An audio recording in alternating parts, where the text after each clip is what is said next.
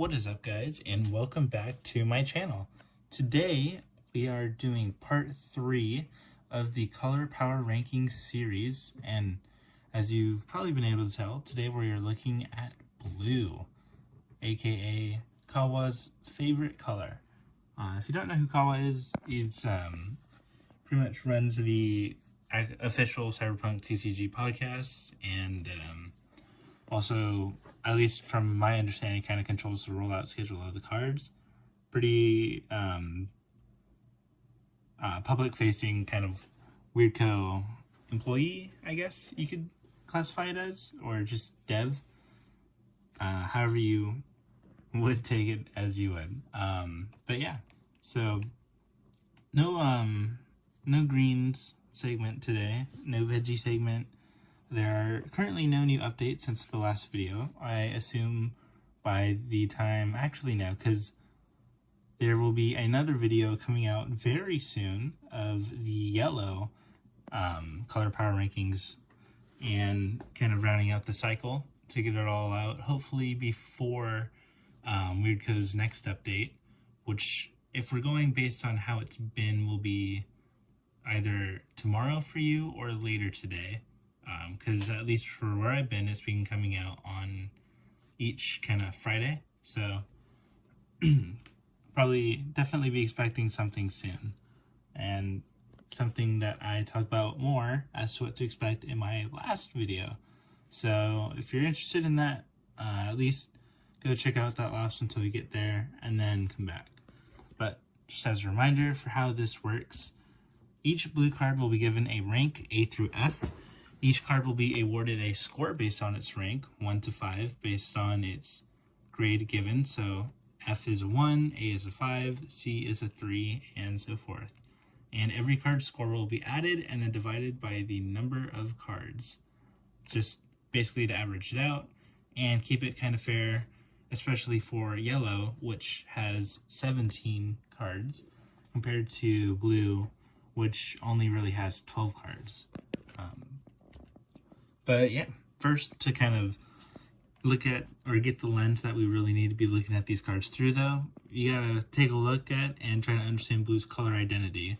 And blue's main goals are minimize, hack, and disable. Their kind of specialty is programs and brain dances. For their gig identity, they want small dice and low values. For their street cred identity, they want it to be lower totals than their rival. And how they interact with rival threats is by decreasing their power and bottom decking them. So each color has their own kind of way that they deal with units. Blues is, with most of its units at least, decreasing or discarding rather some programs and bottom decking them. Units. I apologize for that. Yellow's removal is more cost-based, and reds is obviously kind of a bit more dependent on your street cred level, as you can tell with cards like Royce Don't Call Me Simon, where if you have a certain amount of street cred or you meet a street cred threshold, whether that be a number or just it being higher than your rivals, then you get to, or at least on Royce Don't Call Me Simon, you get to just defeat a unit with a higher power. But yeah, so that is how we should be looking at blue, kind of the lens. But we are going to get into the first card, which is V, Corporate Exile. She is one of the 3 legends for one of the alpha decks. And she is 5 costs to play, originally 2 to flip, now 1, 8 power, and is a gold solo legend, where obviously you pay the card's cost to play it as a ready unit, and it gains haste where it can attack this turn. No specifications on what it can attack or cannot. So a couple notes about the card is that it is a strong unit, but nothing really else. It costed 7, now 6 with the changes, for 8 power, while the Delamine Cab, which is also in blue, costs 4 for 7 power. So if you're going off the new rates with the legend flipping, it is 2 more cost for 1 more power, which safe to say isn't exactly the best. And the biggest strength about this unit, or legend turned unit, is that you can expect to play it every game. If you want to flip your legends, and if you survive long enough to get to the cost of playing her, which you will, or should, rather, then yeah. But I've given it the grade of a D. It is, as I pointed out earlier, a very bad rate for power in a unit. 7 cost, or 6, to 8 power, which either way you slice it is still bad. And you should want more from Legend, in my opinion. A little bit of a spoiler for the rest of the series, but I am not exactly the highest on Go Solo Legends or Legends with just one-time effects, unless it is a very strong Go Solo Legend or a very strong one-time effect. And V Corporate Exile just is not that. So she merits the grade of a D because she is not unusable, and that is what the F is for. But the next legend we are looking at is Alt Cunningham Soul Killer Architect. She is 6 cost to play out, 1 to flip, 1 now, rather, 2 before. She has 4 power, Go Solo Legend, and when this legend seals a gig, you may remove this legend from the game. If you do, choose a program from your trash and play it for free. Obviously, it's going to be better with program decks, as Alt basically is in any sense of her character. A couple notes about this card is that it cost 8 to play out in the first place, now 7 with the recent changes. I feel like I'm going to be saying that a bit. Originally, this was all kind of supposed to be before changes like that, or just balance changes in general, but it is only before kind of like a half of the changes, before the changes to the actual cards rather than the game in general. But moving past that, my second note is that this needs a good program in the trash to be useful at all, meaning you're going to have to spend enough eddies to play it, or just get it in the trash in some way, shape, or form. And I'd say the biggest critique I have about this legend is that if she dies to combat or any form of removal, you just spent 8 or 7 for a 4 power unit that basically did nothing. And that's why I think right now she gets the grade of an F, because she is 8 to play, now 7, and then the effect isn't even guaranteed or currently even worth it, because the most expensive program you can play, while it does cost 6, sorry, gotta let my cat into my room before he yells more. While it does cost 6, it is a cost-reducing program. So even then, if you're playing that for free, it's not going to be the biggest discount at all. Obviously, this legend will probably raise to a D when a bigger program is revealed, but I don't even know, because quintessentially it is just 7 eddies for a 4 power unit, and her ability isn't even guaranteed. So just don't like it in general. And yeah, it is probably the worst legend in my opinion right now, even worse than V Street Kid. But moving on to a very different case, we have Evelyn Parker, Beautiful Enigma. Not a Go Solo Legend, so it's just the 2 to flip it. She has a call ability as well, where she will decrease a rival's gig value by 3. Just a rival though, not your own. And then you can spend her the turn that you flip her as well if you didn't use her to flip herself. And once you do, you may search the top 3 cards of your deck for up to 1 Brain Dance program. Not a program, a Brain Dance program, so definitely a bit more specified and less cards that it will be able to affect in general. And then you will add that to your hand and bottom deck the rest. Not trash, but bottom deck. So you still have a very slim but still a chance of getting to them in the rest of the game. So some notes is that the ability has no limitations at all, meaning you don't need to have your gigs in a certain value, or just you don't have to like discard a program to activate its ability, or there doesn't have to be unit attacking. It's just whenever Evelyn is right side up, you can spend her to trigger her ability, and that's it. The call effect as well is a bit more situational, because obviously your opponent could be playing a deck that doesn't care about gigs or their gig value at all. So this call effect could definitely just be absolutely useless in some games, and probably will be, to be honest, but it will matter in some others. So say it's about, I don't know, because I think more people are going to be playing where the gig's value will matter and the street cred value does matter, but at the same time, you can't predict it. And then if you flip her early, you can sift through a third of your deck, because you're getting 6 in your opening hand, you're drawing another one, so you have 33 cards, right? Let's say you flip her turn 1, or better, let's say turn 2, right? 33 divided by 3 is 11, which means you need to activate her 11 times to get through your entire deck.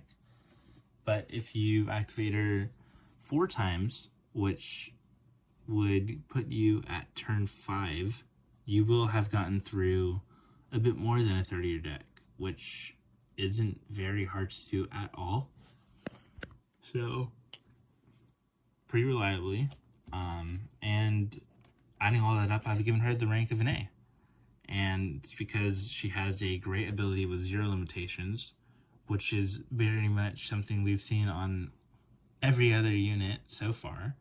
And it's extra card draw, because you are, or I guess card advantage would be a better way to have worded that, and a call effect. And all in all, it is a very good package and a card, and is definitely currently one of the stronger units that you can be playing. The only kind of big drawback is that it is a brain dance specifically, but it doesn't seem like it's going to be that big of an issue. I don't see it being that big of an issue when more cards are revealed. So overall, stay strong. And I definitely think this is a legend that can and will withstand the test of time and changing metas. But moving on to another blue legend, it is Jackie Wells' Pour One Out for me. Not a go solo legend, so it's just the one to flip. And the first time that you play, the first time that you play a blue unit or blue gear each turn, you may increase a friendly gig by 2. Then, if it's at max value, you get to draw a card. A couple notes is that you must actually increase a gig to trigger the effect and draw.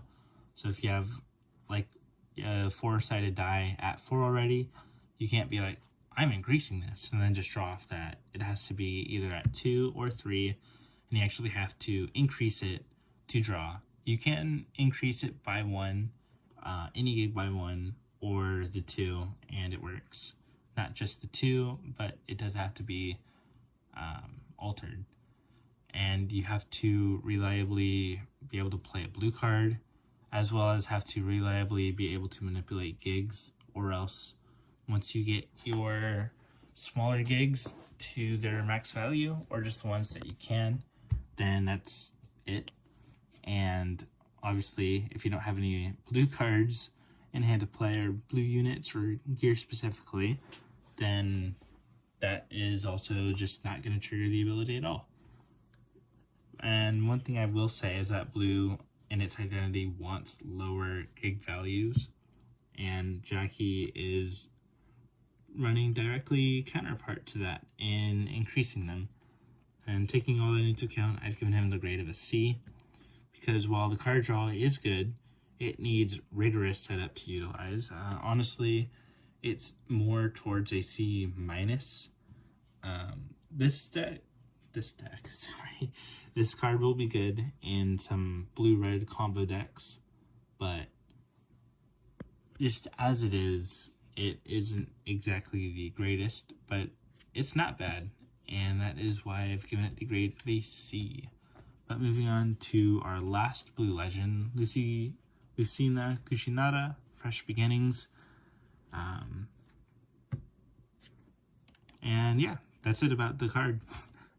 Because until we actually get to know anything about the card beyond its look, it cannot be properly given a grade or judged, and that is why it is not applicable. It is in the card database, so I have included it here, but I mean, yeah, that's really it. Until we know what this card actually does, its power, just anything about it besides what it looks like in its name, then it will stay in this category of being not applicable. But moving on to units in blue, first off we have Evelyn Parker, Scheming Siren, hoping to live up to the Evelyn legend, and spoiler alert, but she is not. She is a 2-cost unit with 1 power, and when a rival steals 1 or more friendly gigs, if this unit is spent, you get to draw a card. Currently, there is only one way to spend the unit besides attacking, and that is by playing Cyber Psychosis. And the opponent must opt to steal a gig and not attack her with a unit, because if she is spent, which is required for you to trigger her, then your opponent can just attack her if they want to. So that is really kind of reliable on your opponent for her ability to trigger at all. And that is mainly the reason that she is at a D, because unless you can spend her mid-combat, then you can't really expect the effect to go off. You're just gonna have to maybe barter with your opponent, but in a 1v1 where they're only trying to kill you, it's probably not going to stay around even for one trigger to its ability, and in that case it's really no better than a blocker or like a Bombus or corporate security. And yeah, that's why it is at a D. It is not unusable though. It is still definitely better than ult, so earns a grade higher. But looking at the next card, we have Delamine Cab. It is a 4-cost unit for a 7-power package with 3 RAM, and that's literally it. What you see is what you get with it. It is perfectly normal and average, and is a decently powered and costed unit, but nothing more. And that's why it gets a C. Because quite frankly, it is just average, and sometimes that's just fine. Because if you're going second, you can play this on turn 1, and it is still a very strong turn 1 play. But moving on to one of the newly revealed cards with the blogs, we have Maman Brigitte, Spirit of Death. She is a 5-cost unit with 3 power, 4 RAM, so you need to be playing 2 blue legends to play her. And when you play her, her effect triggers where you may discard 2 programs specifically, so any of the sort. And when, or rather if you do, you may bottom deck, or no, not may, you do bottom deck a rival unequipped unit. A couple notes is that its play effect can target any unit so long as they're unequipped. So unless you're playing into yellow, or maybe someone with a splash of yellow, that's typically going to encompass a decent amount of units. It needs 2 programs before playing to make this card worth it in the slightest, because if you're not playing it for its playability as well, then it is just a 5-cost unit for 3 power, and that is a horrific rate to play it at. And there isn't much removal currently, so any is very good. And that is why it has been given the grade of a B, because it's a small unit with a good removal spell stapled on as well. Similar to Royce Don't Call Me Simon, but better for sure. But moving on, we have the Flathead, which is prevalent in the Heist of Arasaka in the first act if you play the game. It is a 5-cost unit for 5 power, but the big thing about it is that if you have 7 or more street cred, then this unit can't be blocked at all. And 7 street cred isn't bad to get whatsoever. It could literally be 1 gig dice that you have. It will reliably steal a gig each turn unless it's removed, because it can't be blocked, as long as, of course, you meet the street cred threshold, which, as my previous point goes over, is not really that hard to get whatsoever. But the kind of biggest rebuke for this card is that there aren't many blockers currently, and that is the main reason why it's been given a C, because while the effect is great, the current demand for it isn't exactly the highest. This card will likely get better as time goes on, and there are more and more ways to have blockers or give your units blocker, but right now it's just not really needed in general. And yeah, that's why it's been given a C. But moving on to Blue's big drop, big smasher, it is Placide, Voodoo Sentinel. It is an 8-cost unit for 10 power, and he has a ability that triggers both on play and attack, and it is that you may discard a program from your hand. If you do, you get to bottom deck rival unit. He also has 2 RAM, so as long as you're playing any blue legend, you can play him as well. His ability has 0 restrictions past the 1 program requirement, which is pretty dang good. It can trigger the ability every single turn, considering you, of course, are attacking him with him every single turn. But if you are, and your opponent has a unit that is more power than him, you can just discard a program and bottom deck it. And typically your opponent, or at least most likely your opponent, isn't exactly going to have that many units at or above 10 power. So it is very strong, because by the time that he actually attacks, as so long as you have 2 programs, you will be able to bottom deck 2 enemy units. And that'll probably be enough to clear the way for Placide to attack reliably and not expect him to get blown up.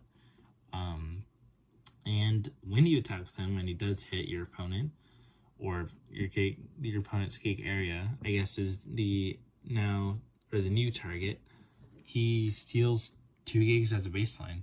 He has 10 power, meets the threshold, nothing needed, just immediately steals the 2. And I think he's a very good package, and that's why I've given him an A.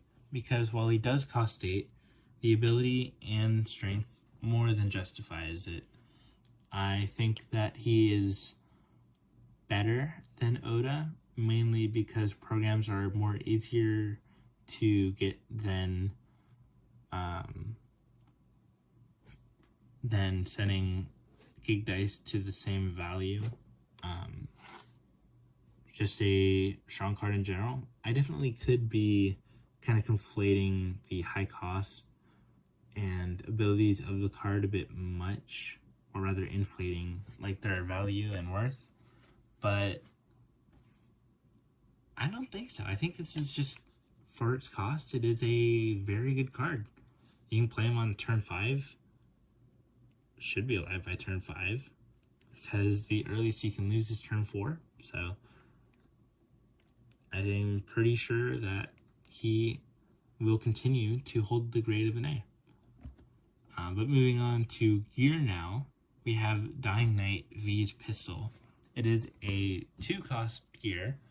It will give your unit a buff of +2 power, and on attack, if you have 7 or more street cred, which is the second blue card that cares specifically about 7 or more street cred, then you may, or not may, rather, but you defeat a rival gear card that costs 2 or less.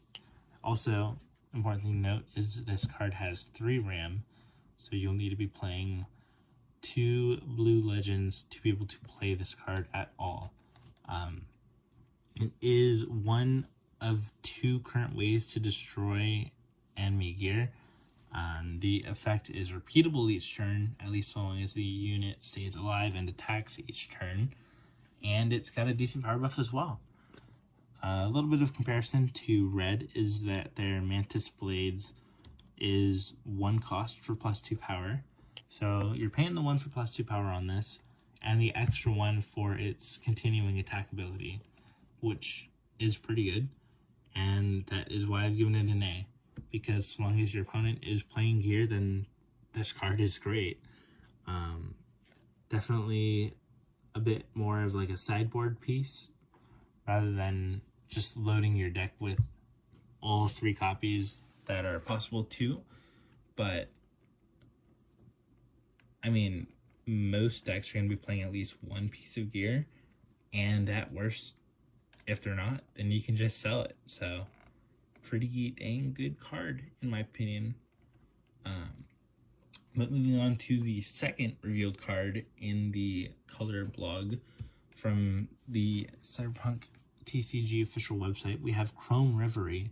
It is a 3-cost program, only 1 RAM, so you'll need to be playing 1 blue legend to be able to play it. It is a brain dance, and its effect is that a rival unit can't attack until your next turn. If you control a minimum gig or a min gig, as it says on the card, you may call a legend for free. Although it does remind you that you can only call it once per turn, and at least I assume that this does not break that rule.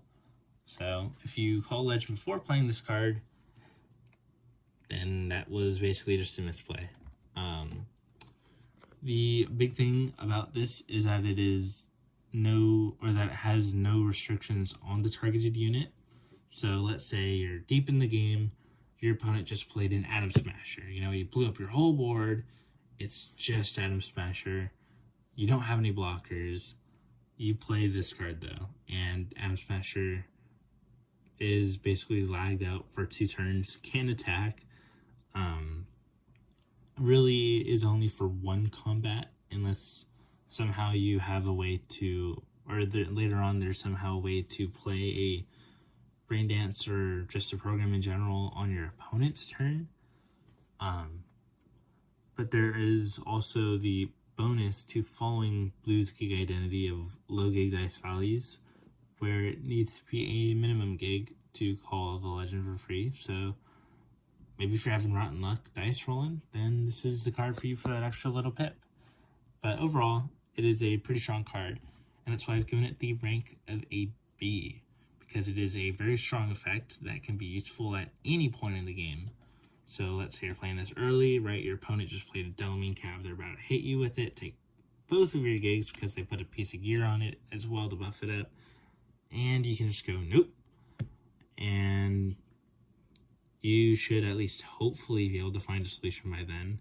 Or as like I was going over previously, let's say you're the turn before overtime, right? Your opponent just played Smasher. Nope, can't attack. So very strong throughout the whole game. And with all programs, at worst, you can just sell it. So very strong card. I think it is an auto-include for any deck running a blue legend, just because of how useful this card's effect is in any game, in any scenario that could arise from it as well. But moving on to the last card in blue, it is Floor It. It is a 3-cost program, 2 blue RAM, so must be playing a blue legend. And its effect is that you can return a spent unit with cost 4 or less to its owner's hand. and then after the program resolves, then you discard it. Currently, the effect can target 14 out of 24 units. It is a good way to clear blockers or just kind of little value pieces in general, like carry Last Rocker Boy, but your opponent can just replay the unit next turn if they really want to.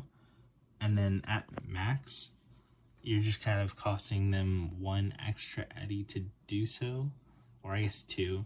Because let's say your opponent is playing, or they do play carry Last Rocker Boy, right? Cost 4. You play this for 3. They have to then replay it. So they're spending 8 eddies overall. You're just spending the 3, but they're still getting it out on the board. And I'm not that sold on it for 3 cost. And that's why it's been given a D, because while the effect is good, it is a bit costly for what it does. I think if this was 2, it would definitely be pretty good. But right now, not kind of the best in my opinion. Obviously, when more cards that cost 4 or less and are really good are revealed, then this card will probably continue to get better, but I'm just not too hot on it in general. I don't think it will necessarily get that much better with time. I think it's just going to be there to kind of pad out your eddy curve, in my opinion. But I'm just a random dude. I could be wrong. I probably am about all but like 1 card in this whole thing. And it could literally be changed with the kind of balance changes. So we'll see. But moving into the kind of stats and averages in general, we have the type-specific rankings, starting off with the Legends. And on an average, they scored a 2.75. Not that good, mainly because Evelyn Parker was pretty much the only good blue Legend, and the others kind of dragged it down. Lucina, obviously, kind of standing outside of that by being not applicable. But the units were definitely a lot better, earning a 3.4 average. And then the next category was the gear. Little asterisk, because there's only 1 piece of blue gear, and it was given a grade of an A. So blue gear average is a 5.0, definitely not representative of what it will be in the kind of final release of the set. And then finally, blue's programs. Definitely kind of the main focal point of blue in general. And they were given a 3.0 average. Flora did kind of bring it down. But in general, not bad. But moving on to blue's final score, which is all 12 applicable cards, all their grades, and the numbers from that added together, divided by 12. What did we get for blue? 3.250. Not too good, not too bad. Average is a little bit better than a C. Kind of puts it around red. But moving on to the color rankings for the definitive answer. And in number 1, we still have green. Definitely the best kind of average with a lot more bangers. I'd say the lows of blue were a lot lower, and that's kind of what brought it down in general. But in number 2, we still have red beating it out, and that means that blue, at least for me right now, is in third. One thing I will say, though, is that going through this has made me want to make a blue kind of program deck, in the same way that green made me want to make a same-sided Gig Dice deck. And while it is kind of dragged down by its lowest parts, I think that blue is still a good color. It has a lot of good potential, and I think it'll be fun to run. So definitely planning on making a blue deck in the future. And if you want to see that, then just let me know in the comments below. But that is it for the video today. Again, as I seem to be continuously doing, I apologize for the slurs of my speech and just unclarity of it in general.